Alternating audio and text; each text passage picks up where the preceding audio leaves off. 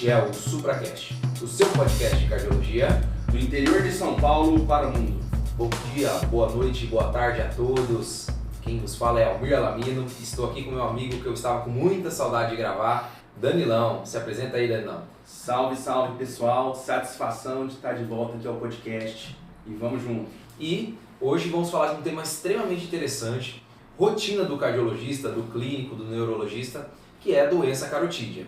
E para falar desse tema que é tão desafiador, eu trago aqui um cara que eu tenho extrema admiração, né? É meu chefe de residência, que é o Dr. André Vanucchi Badran. Ele que para mim é o maior embaixador do SupraCast, tá? Conseguiu aí muitas pessoas aí. O Badran, a gente tem um carinho muito especial por ele. Mas só para falar um pouquinho da capivara do Badran. Ele é hemodinamicista aqui pelo Hospital das Clínicas de Ribeirão Preto, fez um aperfeiçoamento em intervenções extracardíacas pela SBHCI, pela Santa Casa de São Paulo e também pelo IAPAS, tem mestrado em hemodinâmica pela Universidade de Verona na Itália e fellow em cardiopatia estrutural e intervenções extracardíacas pelo Hospital Maria Cecília Hospital em Cotignola, na Itália. Badran, muito obrigado por estar aqui, por ter aceitado o convite e que honra ter você aqui engrandecendo o nosso podcast. Pessoal, a honra é minha, é uma felicidade participar desse podcast que eu vi nascer e sempre admirei muito, não apoio à toa e sempre tento conseguir mais seguidores. Vai ser uma honra bater um papo aqui com vocês nessa noite.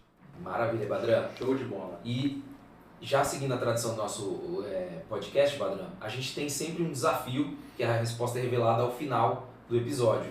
Você pode mandar esse desafio pra gente? Perfeito. Então hoje o nosso tema vai ser doença carotídea e a ausculta cervical é mandatória antes de qual manobra frequentemente que é realizada em pronto-socorro?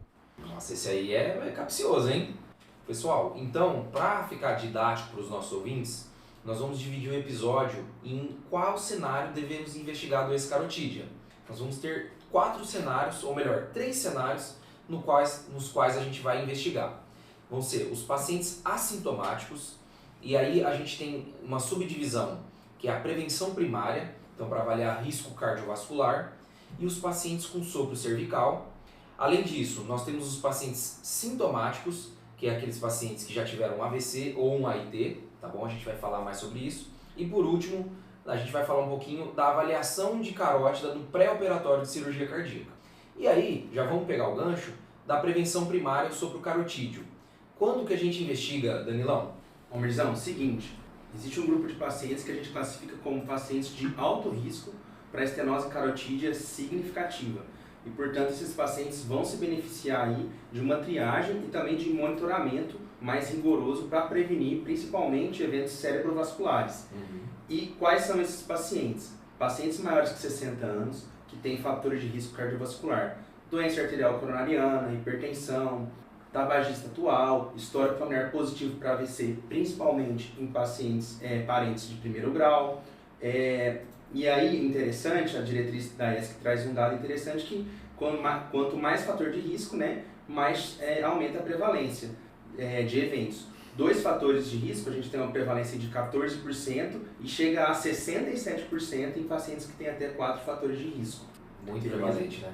E, além disso, pacientes em hemodiálise a longo prazo, principalmente maiores que 70 anos, pacientes com DAOP, pacientes com DAC grave, com indicação de revascularização. Quais são esses pacientes com DAC grave? Principalmente multiarterial ou lesão de trombo, pacientes com sopro carotídeo e pacientes que já receberam irradiação prévia no pescoço. Perfeito. E falando um pouco de sopro carotídeo, né, é um achado no exame físico que é talvez assim, uma coisa que a gente subestime, mas tem uma meta-análise interessante publicada no Stroke em 2010 que avaliou a presença de sopro e correlacionou com o desfecho.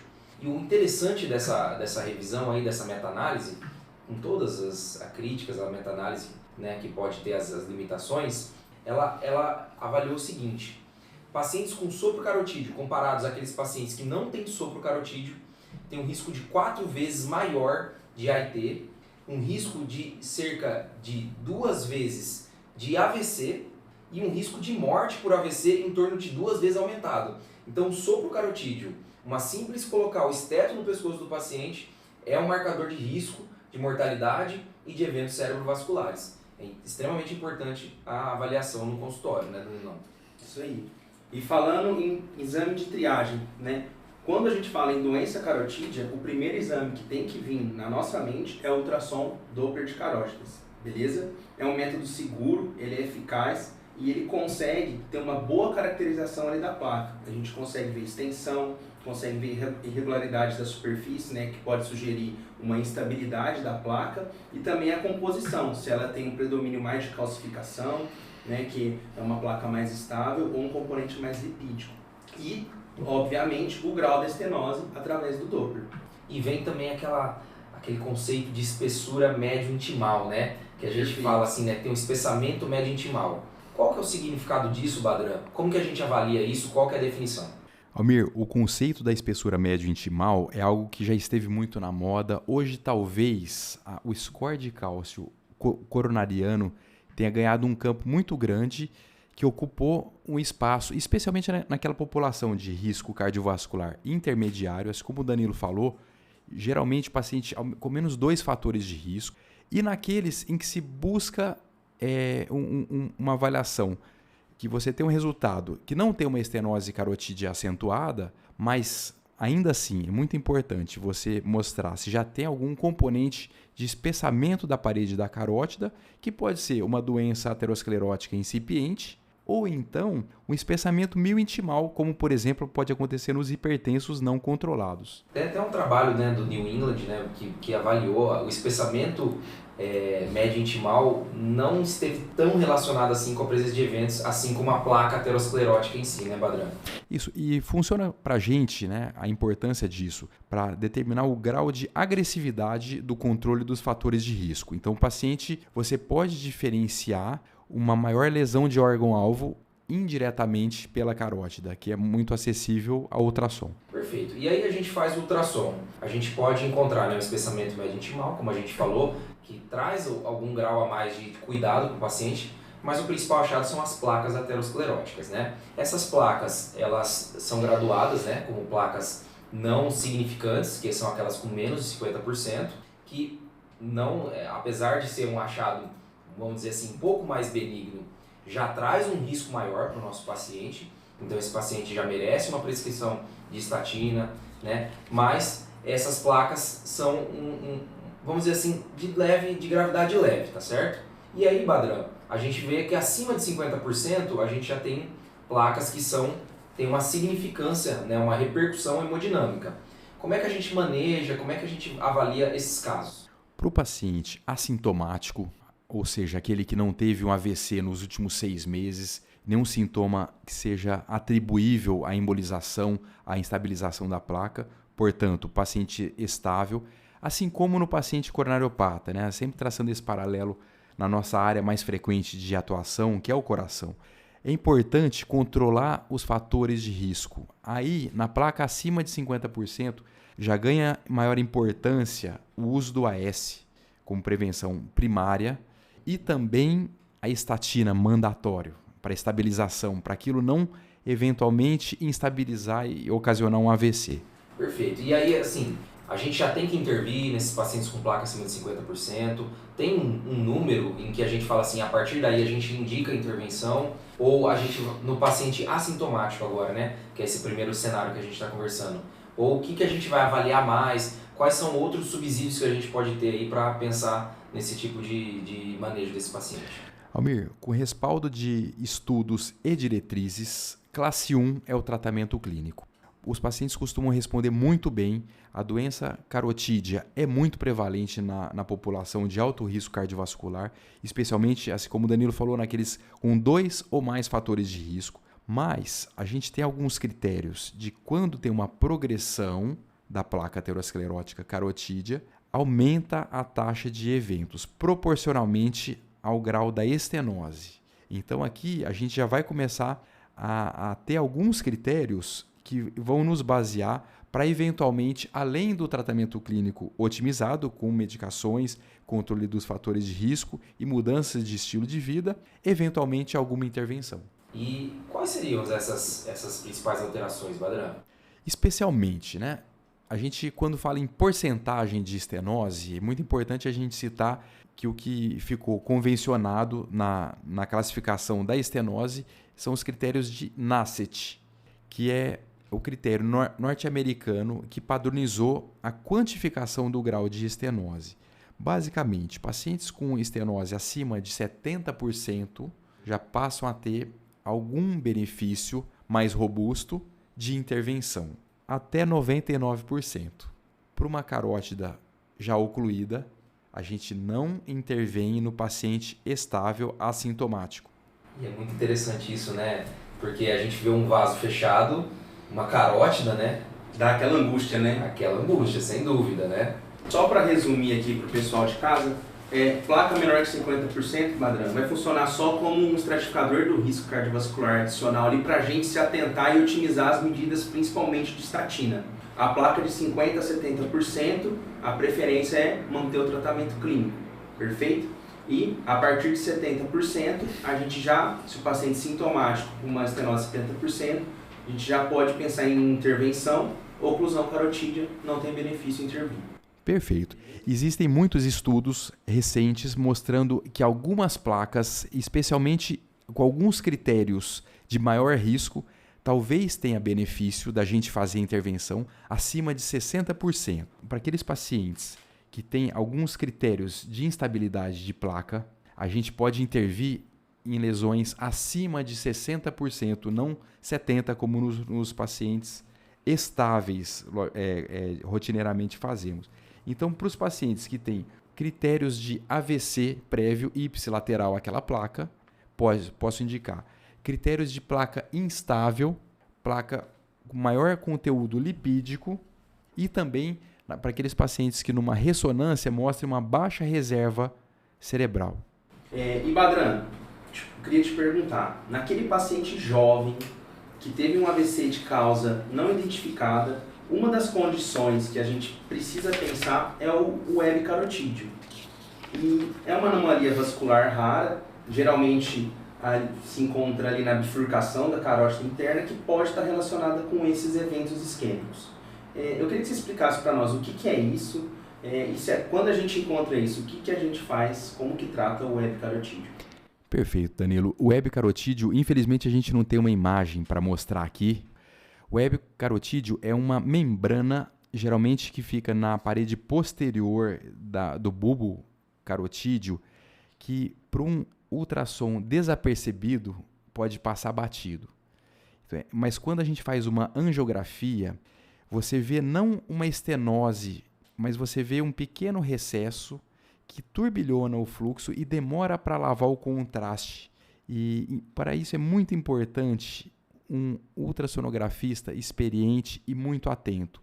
É uma causa do espectro da fibrodisplasia, é uma pequena membrana e que responde muito mal ao tratamento medicamentoso. Então, para o paciente, como você falou, sintomático, o web carotídeo passa a ter indicação de intervenção.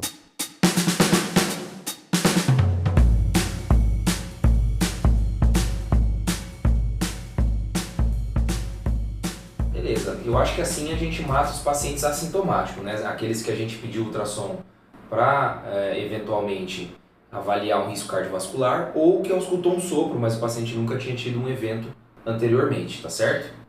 Vamos agora para o segundo cenário, que são aqueles pacientes sintomáticos. O paciente que sofreu ou um AVC ou um AIT, e aqui vale lembrar, né, que não são só aqueles clássicos, isquemia retiniana, por exemplo, que o paciente tem um quadro de cegueira, por exemplo, súbita, também a gente tem que pesquisar. Então, como que a gente investiga esses pacientes agora? Então, Almir, aqui não tem segredo, o fluxograma inicial é o mesmo, a gente vai fazer o ultrassom Doppler de carótidas como o primeiro exame de triagem. E eu queria perguntar para o Badran, a gente tem outros métodos de imagem também, como você já citou, a angiotomografia, a gente tem também a angiorressonância, e eu queria perguntar para você em quais cenários a gente deve priorizar esses exames após o Doppler, né? E se a arteriografia cerebral invasiva ali ainda tem espaço nos dias de hoje. Perfeito. Assim, primeiro é importante a gente diferenciar o paciente sintomático agudo, que esteja em janela de uma intervenção, de uma terapia de recanalização do vaso, e o paciente que a gente classifica como agudo, mas dentro daqueles 6 meses, né? Pela diretriz italiana, eles já consideram o paciente agudo em pacientes com menos de 3 meses. Enfim, basicamente, o paciente que chega hiperagudo, em janela para uma trombectomia mecânica, em janela para uma terapia de reperfusão, a angiotomografia ganha um papel muito importante, porque ela vai mostrar não só o arco aórtico, mostrar os vasos cervicais, né? Então aí envolve também as vertebrais, que entra nesse território de discussão e irrigação do polígono de Willis, e também mostra a circulação cerebral e o encéfalo. Documentando uma obstrução proximal pode indicar uma intervenção mais precoce. A ressonância, especialmente para a avaliação da perfusão cerebral, nos casos em que está com uma janela limítrofe, ganha um papel muito importante, assim como foi muito bem falado pelo Rosenberg em 2 episódios atrás. E a angiografia invasiva vai ser reservada para os casos de dúvida diagnóstica e para os casos em que você já vai entrar armado para uma intervenção. Hoje em dia, não tem muito sentido a gente fazer uma angiografia para ver se o paciente tem obstrução. Eu já entro geralmente armado para uma intervenção. Então, seriam basicamente essas avaliações complementares para o paciente instável, digamos assim. Eu posso usar a angiotomo também para guiar a intervenção terapêutica? Perfeitamente. A angiotomo ela dá informações muito importantes para a gente. Inclusive, muitas vezes ocorre a lesão em tandem, que você consegue documentar uma lesão obstrutiva carotídea e uma embolização cerebral. E isso já guia basicamente não só qual método você vai utilizar e como descarta basicamente a endarterectomia como opção terapêutica. Perfeito, né? Porque a endarterectomia consegue corrigir bem aquela obstrução na carótida, mas lá intracerebral, né, o cirurgião não consegue alcançar, retirar um êmbolo ou uma segunda lesão ali, né? Então a lesão em tandem acaba trazendo pra gente a necessidade de uma terapia endovascular, é isso, né, Badran? Perfeitamente. Então a gente só vai ter uma intervenção numa oclusão carotídea nesses pacientes que estejam em janela terapêutica do tratamento do AVC. Caso contrário, mesmo que seja um paciente sintomático já fora de janela do AVC, basicamente para aqueles pacientes com uma manifestação e chegam de forma tardia em pronto-socorro, a gente vai usar esses métodos complementares. Basicamente é importante a gente falar, né? O mais comum, mais frequente é a doença aterosclerótica, mas é importante a gente chamar a atenção para outras etiologias de doença carotídea também. Nem tudo é aterosclerose. Nem tudo é aterosclerose. A dissecção carotídea tem um aspecto muito importante de diagnóstico diferencial, talvez ganha mais importância e maior prevalência nos pacientes mais jovens, nos pacientes que já tenham eventualmente algum outro tipo de dissecção em algum território, como coronariano, renal, ou alguma evidência de fibrodisplasia, que aumenta o risco, né? Assim como já falamos, o web carotídeo é uma entidade pouco pensada e pouco investigada, mas muito importante quando você detecta ou quando se suspeita de web carotídeo, realizar uma intervenção naquele território. Tem um achado interessante da angiografia, que é a pseudoclusão. A pseudoclusão, já na angiografia invasiva, é aquela situação quando você faz uma injeção de contraste na carótida, não tem um fluxo chegando até a circulação cerebral, mas no território do bulbo carotídeo, que é um lugar de bifurcação, de tensão de cisalhamento, por consequência, é o lugar mais frequente de formação de placas ateroscleróticas, eu só vejo um raisness, uma falha de enchimento parcial pelo contraste, um aspecto mais claro. Isso sugere obstrução não daquele território, mas um território mais acima, que é o que a gente chama de obstrução de topo de carótida. Aquilo sim indica uma intervenção quando você está numa janela de intervenção terapêutica para o AVC, não carotídea, mas não carotídea cervical, mas carotídea intracraniana. Então lembrar o ouvinte, né, que nem tudo é aterosclerose, né? A gente tem outras doenças da carótida, como a dissecção, a fibrodisplasia, né, e que a gente tem que pensar ali nesses pacientes sintomáticos, né? Bom, a gente falou um pouco, né, que o tratamento de escolha, principalmente no paciente assintomático, mas também no paciente sintomático que teve um AVC ou um AIT, é o tratamento clínico e, eventualmente, somar ao tratamento clínico o tratamento intervencionista, tá certo? Mas o que é esse tratamento clínico, Danilão? Aquelas orientações tradicionais que a gente está acostumado a dar todo dia para o nosso paciente, né? Então, ou pelo menos escreve no prontuário, né? Exato. Então, o paciente que está acima do peso, ele precisa fazer uma dieta restritiva, né, uma dieta hipocalórica, para tentar manter um IMC-alvo entre 20 e 25. Se o paciente é tabagista, a gente tem que orientar fortemente que ele abandone o tabagismo e a prática de exercício físico, ali, pelo menos ali 150 minutos por semana. Tá? Além disso, paciente diabético, também a gente precisa ter um controle rigoroso. E nesse cenário, a gente tem que priorizar as glifosinas, né, o ISGLT2 e os agonistas do GLP-1, que a gente já tem evidências robustas aí que reduzem eventos cardiovasculares. E a meta para esses pacientes vai ser uma hemoglobina glicada menor que 7%. Perfeito, Danilão. Lembrar disso também, né? Além do diabetes, né? A gente controlar a hipertensão. Lembrando que esses pacientes, em geral, são pacientes com maior risco cardiovascular e pela diretriz nossa, né? Manter uma pressão sistólica ali entre 120 e 130 e uma diastólica entre 70 e 80, um controle um pouquinho mais apertado, né? E lembrar também da estatina de alta potência sempre, né? Objetivando um LDL menor do que 50. Além disso, nós temos a terapia antiplaquetária, que nos pacientes assintomáticos existe muito pouca evidência. Isso vem de estudos observacionais, tá certo? Nos trabalhos randomizados, o AS não se mostrou superior ao placebo, mas a gente sabe, né, e vindo da coronária, né, são trabalhos ainda antigos, que se baseiam que o AS em monoterapia no paciente assintomático deve ser prescrito naquelas placas acima de 50%. Nos pacientes que já são sintomáticos, ou seja, que tiveram um AVC ou um AIT nos últimos dias, a gente deve prescrever a dupla antiagregação. E aí no contexto de doença carotídea, o AS mais o clopidogrel. Existem algumas evidências com o ticagrelor também, mas lembrando também que o ticagrelor associa um pouquinho mais de risco do ponto de vista de sangramento. E aí o mínimo de dupla antiagregação é de 21 dias, podendo se estender até 3 meses, e após isso você pode deixar um antiagregante em monoterapia, tá certo?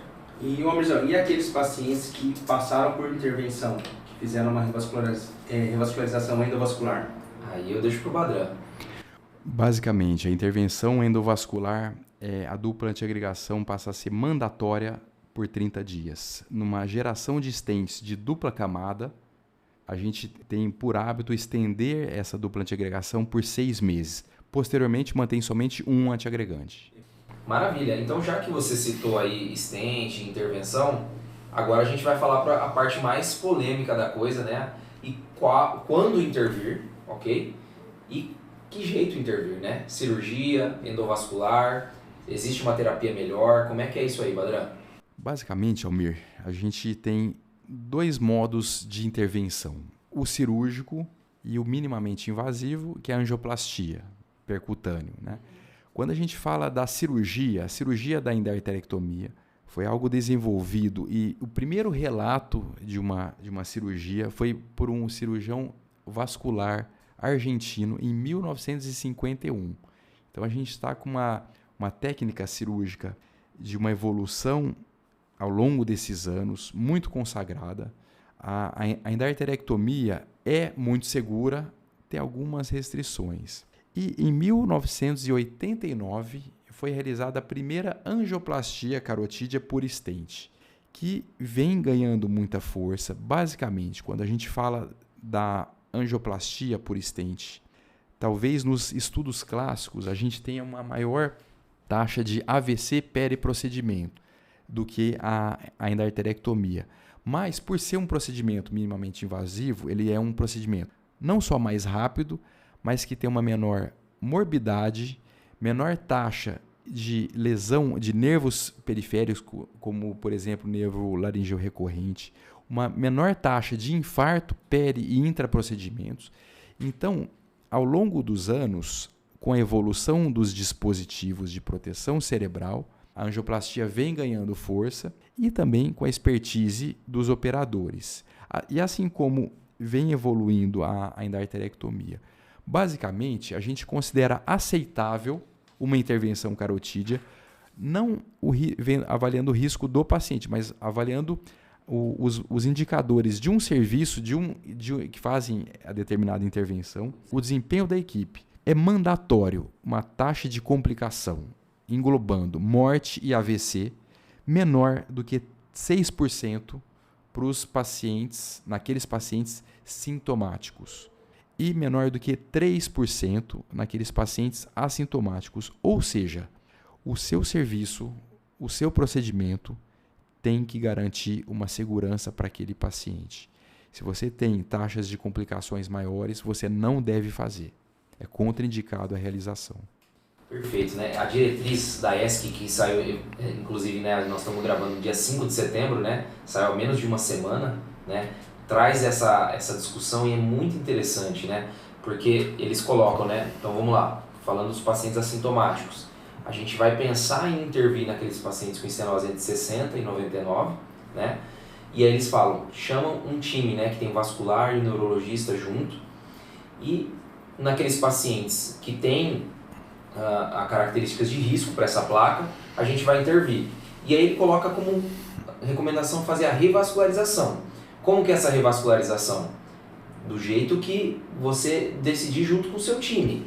Parece que a endarterectomia tem um pouco mais de evidência, até porque é um pouco mais antiga, e principalmente que os primeiros trabalhos que compararam a endarterectomia com a intervenção endovascular, né, ainda são trabalhos antigos, né, Badran, com poucos dispositivos de proteção cerebral. Então, essa individualização é extremamente importante. É importante na onde você está, onde você se insere, saber os resultados da sua equipe para, eventualmente, né, não indicar um procedimento que vai trazer mais morbidade do que mortalidade.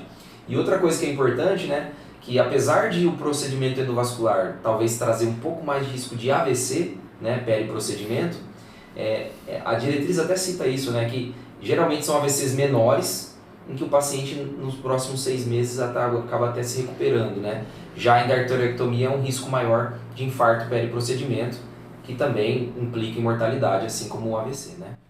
Perfeito, Almir. Existem algumas situações que favorecem determinado procedimento. Então, assim, basicamente, né, aqueles pacientes de alto risco de endarterectomia, eles são destinados à angioplastia carotídea, né? A gente pode aqui citar alguns casos, né, como pacientes acima de 80 anos, paciente já cardiopata, paciente pneumopata com uma doença pulmonar obstrutiva, por exemplo, né? Paciente com doença carotídea contralateral grave ou eventualmente ocluída. Por quê? Na endarterectomia vai ser mandatório você clampar, você barrar o fluxo daquela carótida. Se a contralateral já é ocluída e um paciente submetido a uma anestesia geral, existe o risco do sofrimento encefálico durante todo o ato cirúrgico e aquele dano ser irreversível. Já quando a gente faz uma intervenção carotídea, eu não preciso necessariamente, e via de regra, né, quando a gente usa o sistema de proteção distal, que é o filtro, eu não barro o fluxo naquela carótida. Naqueles pacientes também que já tem alguma lesão de nervo laríngeo recorrente contralateral, eu não posso fazer uma cirurgia com risco maior de chance de lesão de nervo recorrente. Para aquele paciente com radioterapia, que, assim como na radioterapia torácica, que a gente chama de mediastino congelado, a radioterapia cervical gera uma fibrose que vai praticamente impossibilitar uma exposição cirúrgica e uma retirada da placa da carótida. E basicamente também para aqueles pacientes com uma reestenose pós-endarterectomia. A gente está aqui falando, né, de uma técnica de mais de 70 anos, que é a endarterectomia, e uma técnica de mais de 35 anos, que é a angioplastia carotídea. Então, assim, basicamente, os pacientes de maior risco são destinados à angioplastia carotídea. Só para citar também, né? Para os pacientes com uma contraindicação ou alto risco de anestesia geral, pacientes com displasia fibromuscular, paciente com dissecção carotídea, pseudoaneurisma e, assim como já havia falado, pacientes com lesões em tandem, lesões sequenciais na carótida. E aí é importante aqui, né, para muitos de nós aqui não vamos mexer com carótida, mas para a gente como clínico, ver esse paciente, né, quais são os pacientes, né, que têm um alto risco, como o Badran falou, as características anatômicas, são aqueles pacientes com a IC classe funcional 3 ou 4, com paciente com angina instável, ou angina CCS 3 ou 4, paciente com coronariopatia grave, com lesão de tronco ou multivascular, infarto recente. Então, esses pacientes, a gente tem que entender que eles são o maior risco para uma anestesia geral, para um procedimento longo. Então, nesse cenário, a terapia endovascular ganha ainda mais espaço, né, Badran? Perfeito, Almir.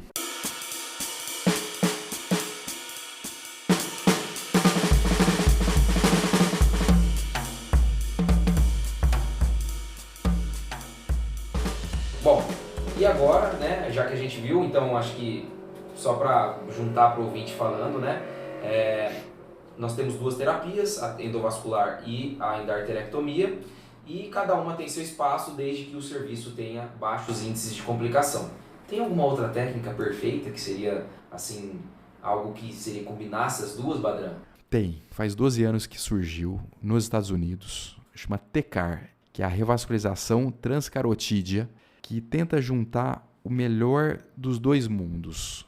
Ele tem a facilidade de um acesso carotídeo direto da cirurgia, porque a gente sabe que, apesar da angioplastia carotídea usar sistema de proteção, quando eu faço o acesso do arco cirúrgico, do arco aórtico, e levo a minha bainha, o meu catéter até a carótida, para, depois desse passo, usar o sistema de proteção, seja proximal, que é o MOMA, seja o distal, que é o filtro, eu tenho um período desprotegido.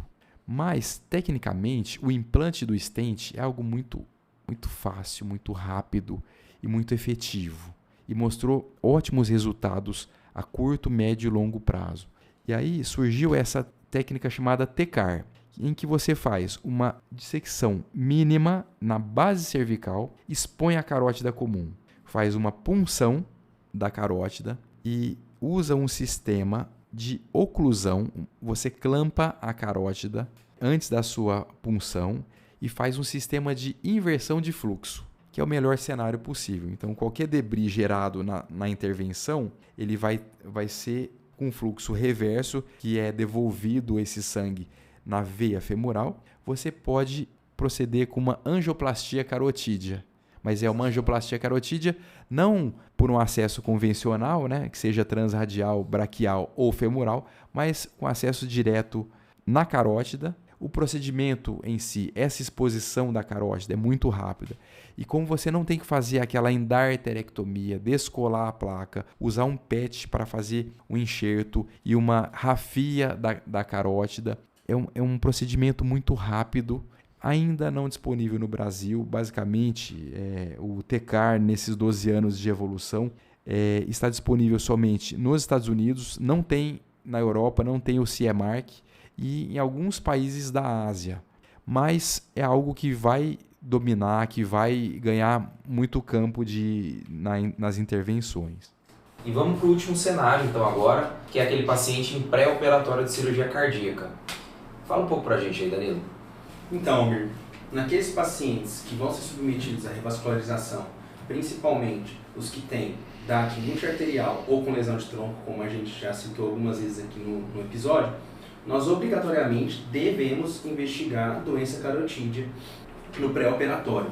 E o seguinte questionamento deve vir na nossa cabeça. Se a doença aterosclerótica já é grave nas artérias coronárias, o risco da gente ter uma doença carotídea significativa é grande. E o porquê disso é que esses pacientes com doença carotídea significativa têm o maior risco de ter AVC no pré-operatório ali da revascularização. E a diretriz da ESC traz um conceito interessante de doença polivascular. E o que é isso? ela é definida como a presença simultânea de lesões ateroscleróticas ou obstrutivas que têm significado de relevância clínica em pelo menos 2 grandes territórios arteriais. E essa condição, ela aumenta o risco de eventos cardiovasculares, ela dobra esse risco. E trago um dado epidemiológico aí alarmante. Aproximadamente 1 em cada 4 a 6 pacientes com aterosclerose vão ter doença polivascular. E entre eles, principalmente, os que têm doença arterial periférica. É muito legal, né? A diretriz, ela traz isso lá no finalzinho, né?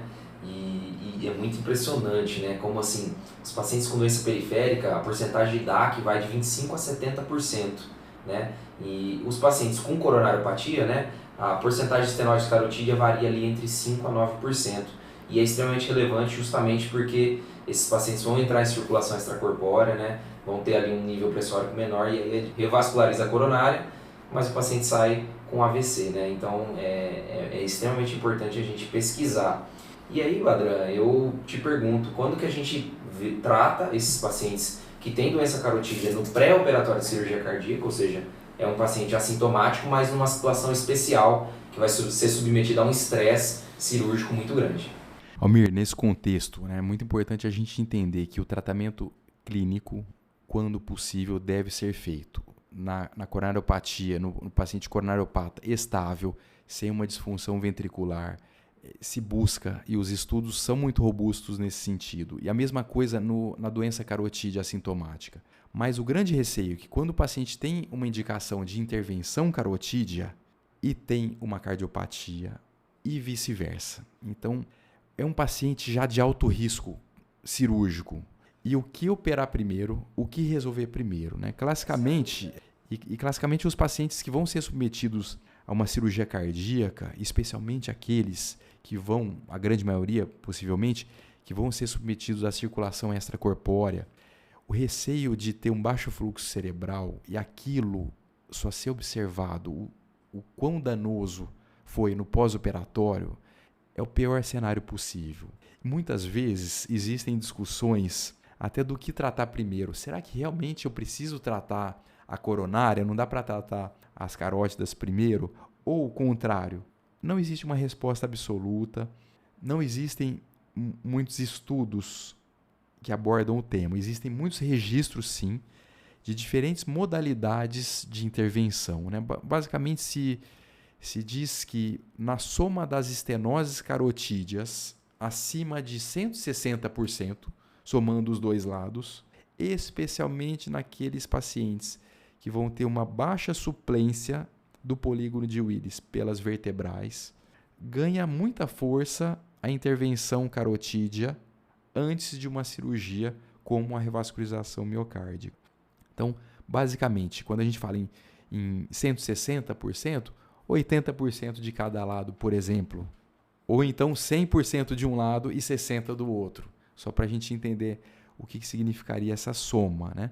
Então, a intervenção no paciente estável, quando possível, tratamento clínico. Mas quando não é possível, alguma coisa a gente precisa fazer. Cara, muito legal esse dado, né? Eu particularmente não sabia e achei muito interessante, né? Essa soma aí, essa dica é uma dica fantástica, né? E Badran, como que a gente faz, né?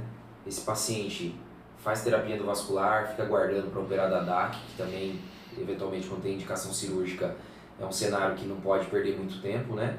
Faz os dois ao mesmo tempo ou opera a carótida e depois opera a DAC, como é que é isso aí? Porque tem um risco de AVC também, né? Isso. A grande questão, assim, por ser um paciente de alto risco cirúrgico, a endarterectomia como pré-operatório de revascularização miocárdica não é uma rotina frequente. Poucos lugares fazem e querem operar pacientes tão graves do ponto de vista cardiovascular.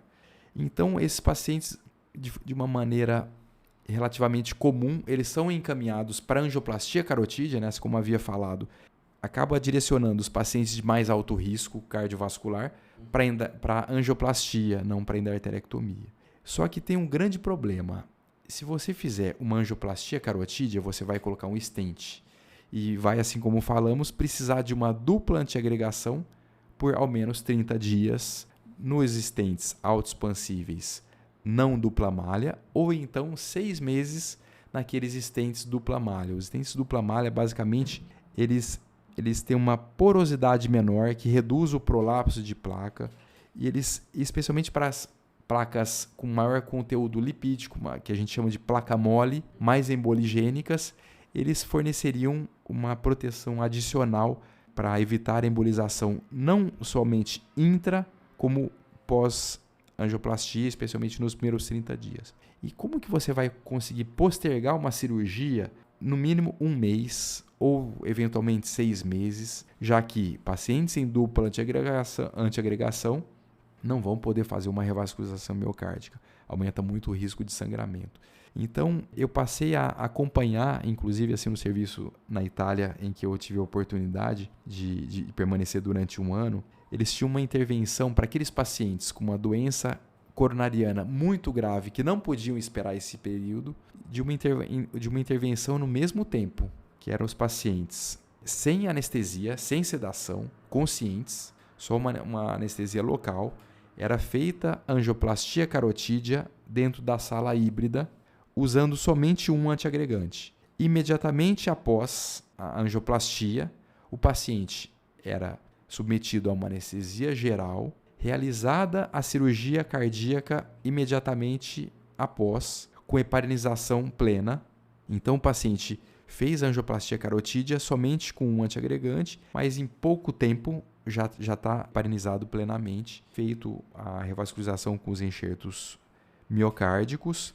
E no pós-operatório imediato, se em 12 horas o débito hemático dos drenos é aceitável, já se dá o segundo antiagregante. Então é uma modalidade possível, tentando minimizar a morbidade de você esperar 30 dias ou eventualmente você submeter um paciente a um procedimento de grande porte, que é a endarterectomia carotídea, sendo de alto risco cardiovascular.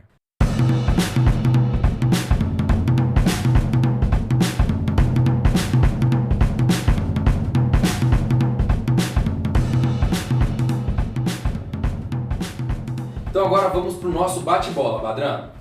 Começar com o Danilão. Quando que a gente faz screening da doença carotídea em pacientes assintomáticos? Principalmente, Almir, pacientes maiores de 60 anos com fatores de risco cardiovascular. Qual o exame inicial a ser pedido, Badran? Ultrassom.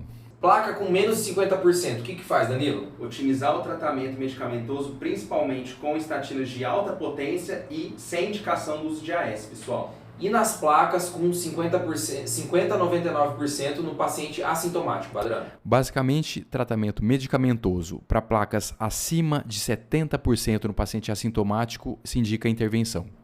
Maravilha. E lembrar que aqui já entra o AS, né? E nos pacientes sintomáticos com placa de mais de 50%, como que a gente maneja? Nos pacientes sintomáticos com lesão maior do que 50%, a gente vai ter a intervenção, seja endovascular, seja por endarterectomia. Então, já a próxima, Danilão. Endarterectomia versus terapia endovascular. Quando que a gente escolhe cada uma delas? Paciente com alto risco cirúrgico, a gente vai preferir a terapia endovascular, mas lembrar sempre de avaliar os resultados do seu serviço. Badran, quais são os pacientes de alto risco cirúrgico para endarterectomia? Pacientes acima de 80 anos, pacientes com coronariopatia grave, pacientes com DPOC, oclusão da carótida contralateral, paciente com lesão do nervo laringeu recorrente contralateral, paciente com radioterapia cervical prévia ou paciente com reestenose pós-endarterectomia. E por último, no pré-op de cirurgia cardíaca, como que a gente estratifica e quando? Ultrassom, Doppler de carótidas, principalmente naqueles pacientes com DAC multiarterial e ou lesão de trompo. Maravilha! Putz, que episódio top, hein? Massa demais. Massa, gostei demais. Bom, então, antes de ir para os nossos agradecimentos, né, eu queria ver a resposta do desafio. Qual que é a resposta, Badran? Perfeito, Almir. Então, a gente tinha feito a seguinte pergunta, né? A ausculta cervical é mandatória antes de qual manobra realizada em pronto-socorro, né? Aqui a gente está falando muito sobre doença carotídea. A placa, a gente vai ter que fazer tudo uma vez desenvolvida a placa para que ela esteja ali quietinha, não progrida e não estabilize. Então, na manobra frequentemente realizada em pronto-socorro para reversão de taquiarritmias, que é a manobra vagal, via de regra se faz a massagem do seio carotídeo com uma excelente resposta, é uma excelente manobra para reversão de muitas taquiarritmias supraventriculares. Mas é importante auscultar antes, porque aquele paciente, especialmente com mais fatores de risco, se tiver uma placa instável, eu posso instabilizar esta placa durante a manobra de seio carotídeo. Isso aí.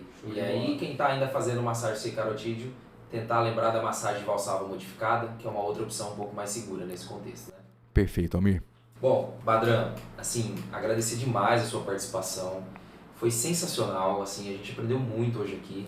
E muito obrigado por todo o apoio que você dá ao Supracast, pelo tanto de seguidores, ouvintes que você angariou pra gente. A gente fica muito feliz de ter você aqui. Já, assim, tava demorando, tá, pra vir. E a gente tava esperando você aqui porque realmente você é uma pessoa especial que ajudou muito o nosso projeto e vem ajudando.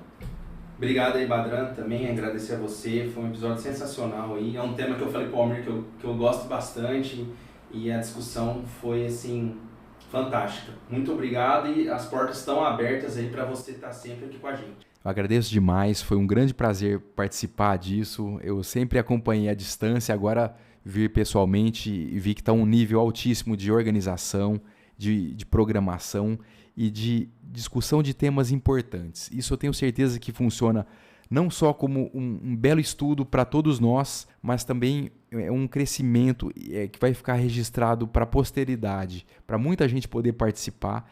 E tenho certeza que isso não vai parar por aqui, tenho certeza que isso é só o começo de uma brilhante carreira de vocês. A gente, assim como o Turim falou no episódio, a gente sente meio irmão mais velho e é um grande prazer ter esse contato com vocês. O grande ganhador desse relacionamento, tenho certeza que sou eu, por ter pessoas incríveis como vocês aqui comigo. Muito obrigado. Fiquei até emocionado. Que honra. Obrigado, Badran. Bom, queria primeiro, falar pro pessoal, seguir a gente no Instagram, @supracastcardiologia. Quem tá ouvindo no Spotify, deixar ali as 5 estrelas pra gente, isso ajuda a gente muito. E também seguir no YouTube, porque muitos dos nossos episódios, apesar de esse não ser, são em formato videocast, tá bom, pessoal? E por último, que é uma tradição nova que a gente vem criando, que é de mandar um abraço. Badran, você queria mandar um abraço pra alguém?